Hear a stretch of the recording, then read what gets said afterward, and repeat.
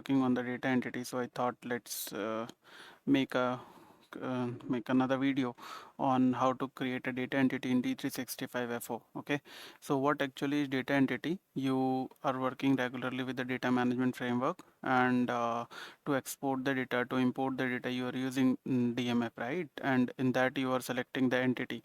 So there is a staging table created, okay, that is taking the data from that staging to the real environment. Okay, for example, you have a customer table. The entity behind is customer v3, right?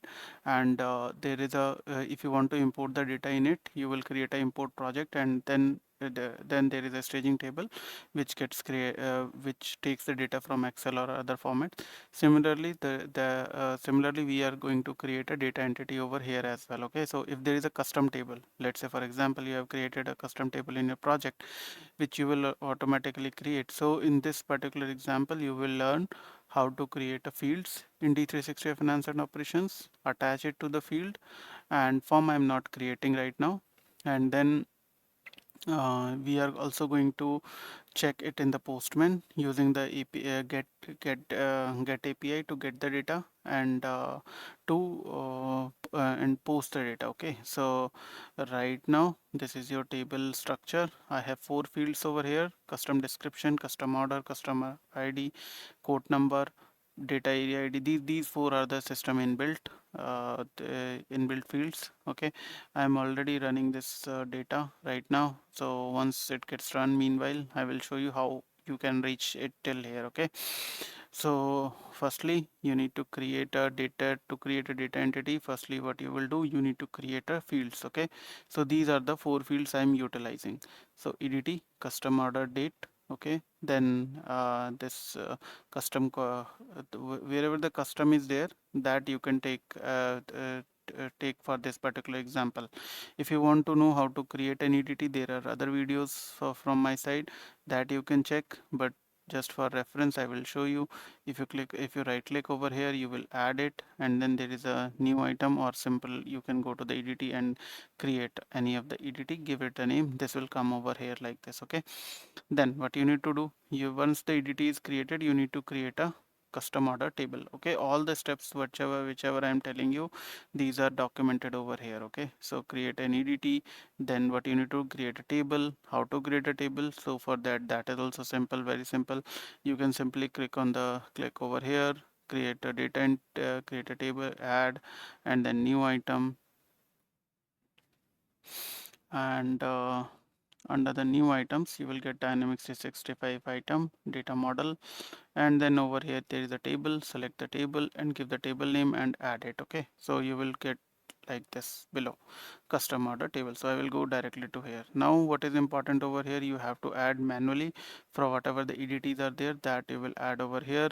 Then one index key is required. Index key is the primary key. Okay, so the properties of this index key, you have to keep it like this. This is required for the for the data entity. Okay, for the data entity preparation. So you have to allow duplicates to no and alternate key equals to yes. Okay, now once this is created, what you need to do next is you need to go to the table is created, fields are added, index are created, then duplicate this table and name it as staging. Okay, so simple, I have also done it like the same. Simply create a new table again, or you can copy paste it from here only. You can use the copy paste over here.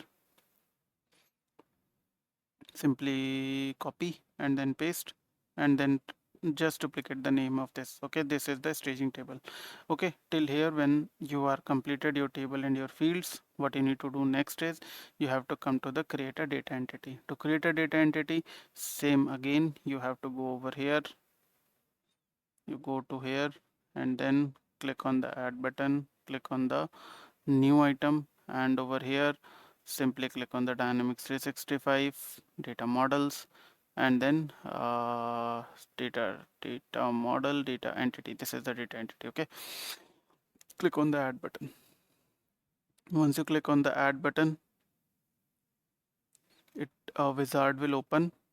Okay, this is the wizard, and over here you have to select your primary data source. My primary data source is custom Okay, so let's say for example custom orders, that was my table name, should appear over here. Custom order, custom, not this one. My table should, yeah, this is the custom order table. Okay, so this you have to create, then you have to keep your staging table name, and then you have to click on the next button. On the next button, what you will get the fields. Okay, so all the fields you will get, whatever the fields you want to add over here, and then click on the next button, which will show. Okay, this is showing you the error which I have shown. Okay, so that error you can rectify, you will not get actually when you will create a new table and you will do it. Okay, so once this data entity is prepared, it will come over here like this. Okay, so custom, this data entity one, I will delete it, I don't want any extra thing. Okay, so custom order table. Okay, so now this is the custom order table. We will go over here, the data source will be added over here, and if you want several fields to get added now from in this one, you can create that field, add that field in your extension, and then add those fields over here. And this is the field, this is the data source, and these are the fields which will be available to you mm, on your API call. Okay, so and on your Excel sheet as well. Okay, in the DMF.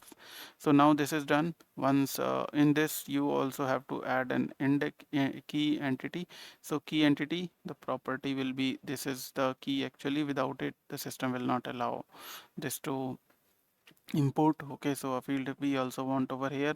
Then you can simply come and build this particular project. Once you build and synchronize the database as well.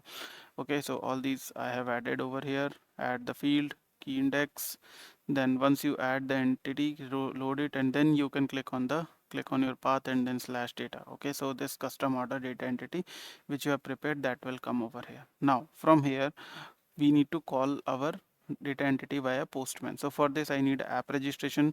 So go to the portal.azure.com, select the select a new app registration, give the app registration a permission, the whatever the app you are going to create. So create, give it a dynamic CRP. Okay, then you need to go generate the client services, certificates, and secrets. So this is the one, secret ID. So this value you keep it, this is required to call. Then secondly, enter the client ID. Client ID you will get it from here, from the overview tab. You will get your client ID. Okay, yeah. Then once you enter that, save it, and then you can go ahead with your Postman call. Okay, so in the Postman, firstly create a new environment. Okay, you will be able to create a new environment from plus button. This is the plus button, and then you can create a new and request a post button. Okay, so firstly login.microsoft.com and then slash tenant ID. Tenant ID you will get from the portal.azure.com, then slash, and then whatever I have written. I hope you will be able to read it, or you will be able to get it on the portal as well. Then there is the client ID, client secret value. Fill these details as it is. Then second thing what you need to do, you need to give the header as below. Okay, so header host, and then in the header you need to fill login.microsoftonline.com. That's it. Then come to the fill scripts as below. What I'm doing over here is I'm trying to save the access token, okay, to the environment. Okay, so for that you can type a script over here, and after the post the response, okay, you will get access token, and that you can save it. Okay, so this will this is access token. You need to create a variable over here. This will store your access token and the current value. Okay, whatever is the current value. Then finally we need to get request from the API. So for that what you can do is, yeah, this is little bit small, but it is very similar to the data, to the URL, your whatever is your URL slash data slash your custom orders. Okay, in my case I have given the API this name, so it will give you the whatever the details are there. Okay, so I will show you 1 2 3, these are the things. Then I think this is the data. With the data you will get all the list of the ODatas. Then you can come to the Postman. I am in the get data, so it is asking that the that null value, this authentication. Okay, so for this authentication what I need to do, I need to go over here in the post button and update the authentication key. okay, but in this video I can show it because of the data, because token ID and all those things will be visible to you guys, and that is that thing I can't say, I can't show you right now. If still if you are facing any issue to get the values, do let me know. I will help you out. Okay, so no problem in it. I can personally help on that part. Create a post response. If you go to the post response in the Postman, if you go to the post, create the custom order. Okay, so in this one, whatever the data you will receive, the data as it is over here, that you can copy the removing the header part. Okay, and then this data I want to post into my machine. Okay, into my machine. So C003 test02 I have posted earlier, that's why it is coming over here. If you see in the table browser, this is the third one.